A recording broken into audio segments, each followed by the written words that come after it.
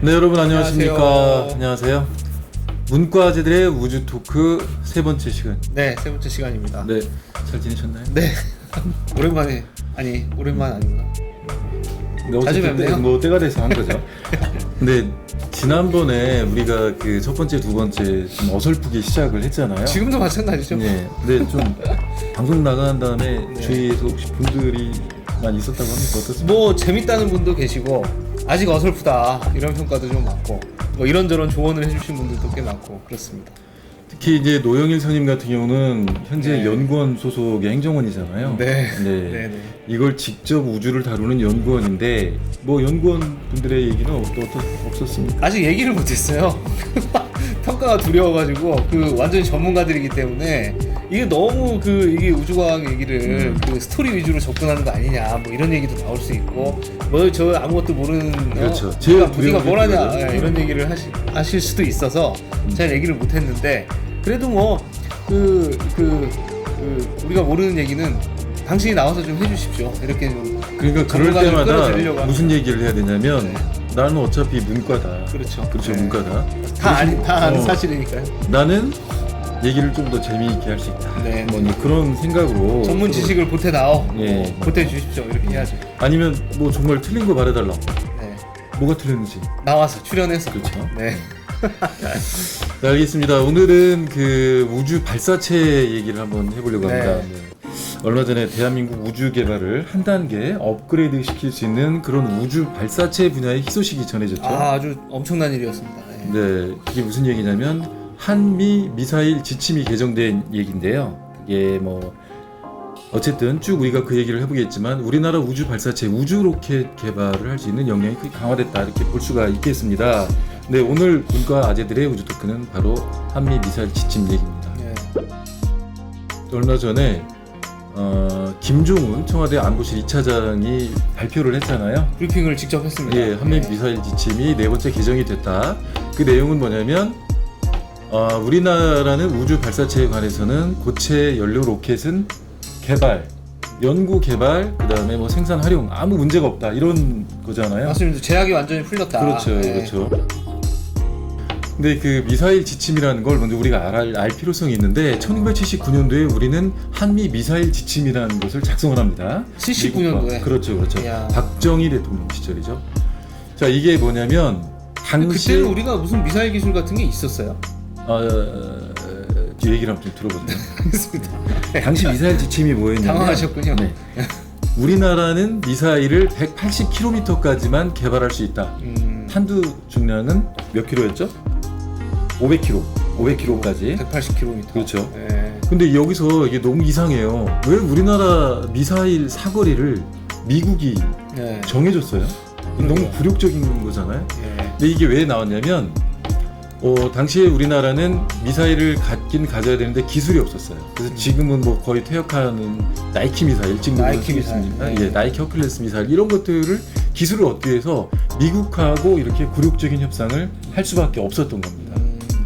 네, 그 이후에도 이제 몇 차례 또 개정이 있었습니다. 1997년도에는 사거리가 300km로 늘어났어요. 늘어났네요. 그렇죠. 네. 그리고 2002년도에는 사거리가 800km. 사거리만 늘었나요? 그 그렇죠. 탄두 중량은 예, 2002년도까지는 800km가 더 길어졌고요. 그 다음에 2017년도에 드디어 사거리가 800km에다가 탄두 중량은 제한이 없어졌습니다. 탄두 중량이 그때 그렇죠. 풀린 거고. 여기에는 미사일에는 그 탄두를 얼마만한 아무리 무거운 것도 실을 수 있다. 이제 이렇게 네. 지침이 개정이 됩니다. 그게 3차 개정. 기억이 나네요. 예. 그렇죠. 2017년도에 맞습니다. 3차 개정이었습니다. 그리고 이번에 2020년도죠. 네. 4차 개정이 이제 이루어진 예, 거죠. 예. 근데 2017년 당시에 탄두 중량의 제약이 풀렸다라고 했을 때도 굉장한 진전이다라는 평가가 많았는데 그렇죠. 예. 이번에는 아예 그 우주 발사체 고체 로켓을 우주 발사체 용도로 사용했을 경우에는 아무런 제약이 없이 활용할 그렇죠. 수 있게 한다. 네. 이렇게 또 한 번의 진전이 발생을 한 거죠.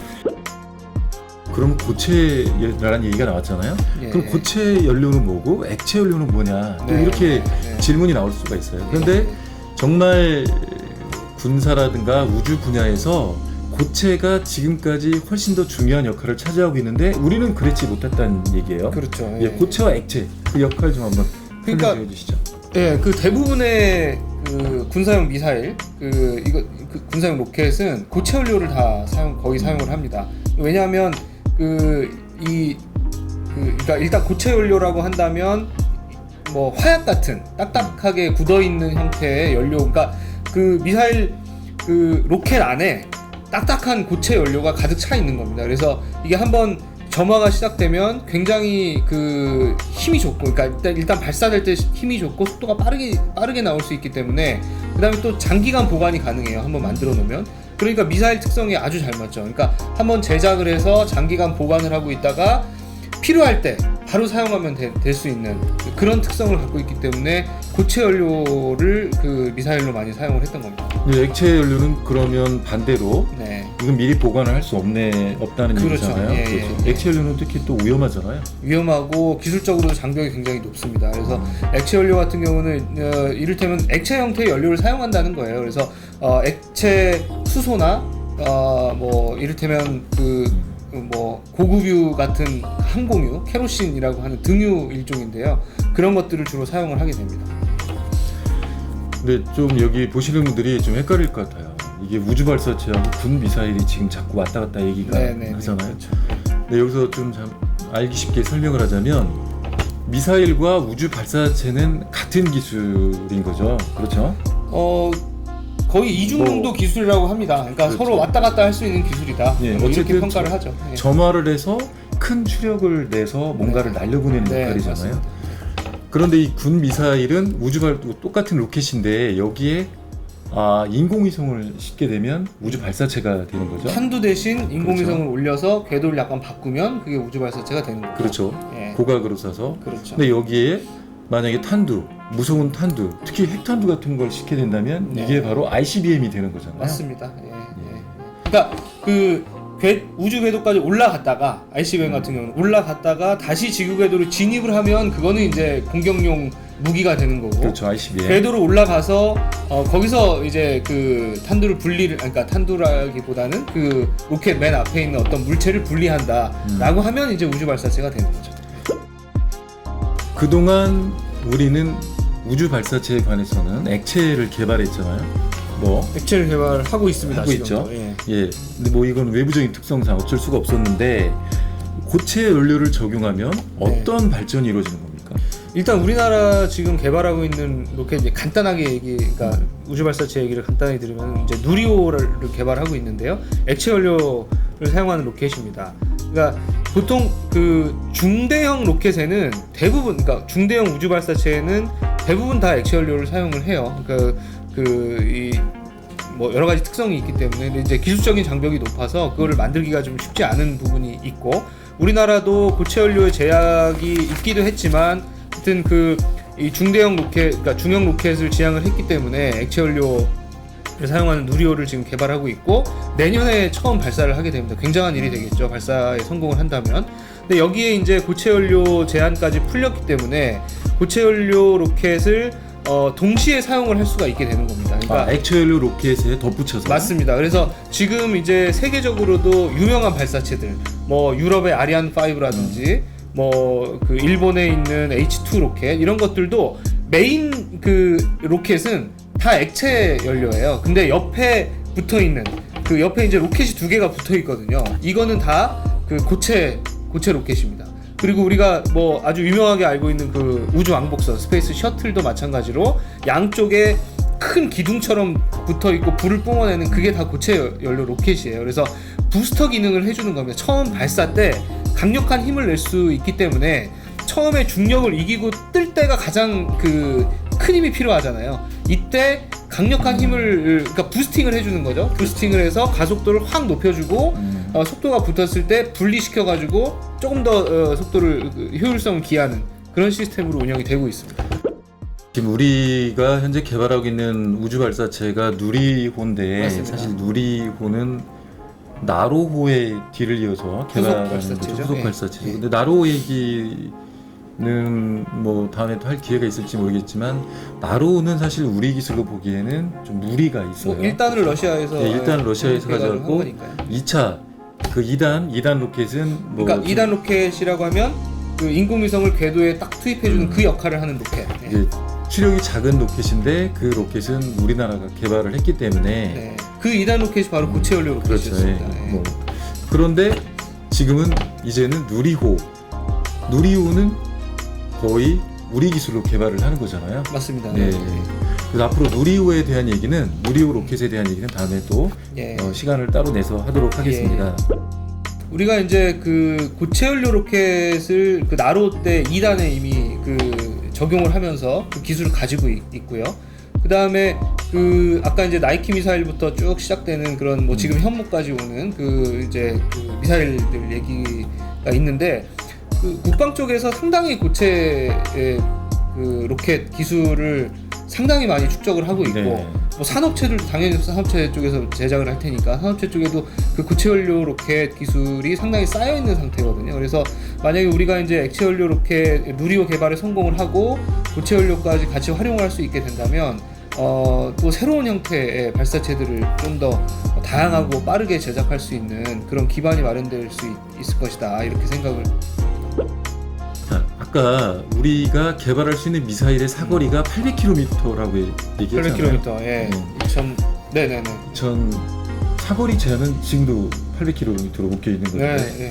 이게 왜 800km까지 묶여 있는지 아세요? 미사일로 사용했을 때 그런 거죠. 그렇죠. 우주 발사체용으로 쓸 때는 아웃 제약이 뭐, 풀린 거고 이번에. 그렇죠. 예. 네. 왜 800km인지 아세요? 왜 800km? 왜 800km로 미국이 묶어놨을까요? 우리나라 미사일. 왜 자꾸 먹는 거죠, 미국은? 그러니까 묶는 것 자체가 사실 우리나라는 네. 기분 좋은 일은 아니죠. 아까도 네. 제가 얘기했지만 기분 나빠요. 상당히 왜 나빠요. 한 나라의 네. 미사일 거리를 왜 네. 미국이 왜 자기네 마음대로 그걸? 그렇죠. 우리는 왜 그 또 협약을 계속 하는 건지. 아니 우리가 ICBM 개발할 수도 있는 거잖아요. 맞습니다. 왜 이렇게 미국이 못하게 합니까? 자 여기서 800km 잘못하다가는 또 저희를 미국에 또 굴려갈 수도 있습니다. 미국 못 들어가는. 요즘 코로나 때문에 다행히 못 가니까. 비자가 안 나올 수도 있어요. 왜 800km냐면 이게 서울에서 중국의 수도 북경 베이징까지 네. 거리가 950km라고 합니다. 아. 자 무슨 얘기인지 이해가 되시죠? 네. 800km면 중국을 아무리 배려했다. 쏴도 예. 베이징까지 베이징 못 못 간다. 가는 거예요. 예. 상징적인 게 있는 거죠. 네. 근데 뭐 1000km까지 줬다. 그럼 서울에서 베이징을 쏠 수가 있는 근데 거예요. 미국하고 중국하고 요즘 사이가 안 좋잖아요. 그렇죠. 예. 그런 의미에도 의미에서 불구하고 예. 예. 근데 지금 뭐 맞는 얘기예요. 근데 중국 네. 때문에 아니 뭐 분명히 여러 가지 설이 있겠죠. 저는 뭐 100% 맞는 얘기라고 말씀 못 드리겠습니다. 근데 이 사거리 제한도 지금 곧 풀릴 수 있을 거다라고 청와대에서 얼마 전에 발표를 한 바 있습니다. 대통령이 아주 그 뭐 힘을 들여서 추진을 그렇죠. 하시는 것 같아요. 예, 자주국방. 네. 근데 뭐 결국 근데 이게 또 하나의 어떤 중국한테 일본이나 중국한테 꼬투리가 될 수 있지 않을까 그런 생각도 들기는 해요. 뭐 아무래도 뭐 자기네 나라까지 날릴 수 있는 강력한 미사일을 주변국이 갖게 된다. 기분 그렇죠. 좋은 일은 아니죠. 네, 어떤 나라든 간에. 그렇죠. 근데 뭐 이미 사실은 중국은 우리나라를 뭐 우리나라 동해까지 지나갈 수 있는 미사일은 아주 그 이미 뭐 자기들 다 엄청 있는 거잖아요. 갖고 있잖아요. 예, 예. 왜 우리만 못하게 하냐.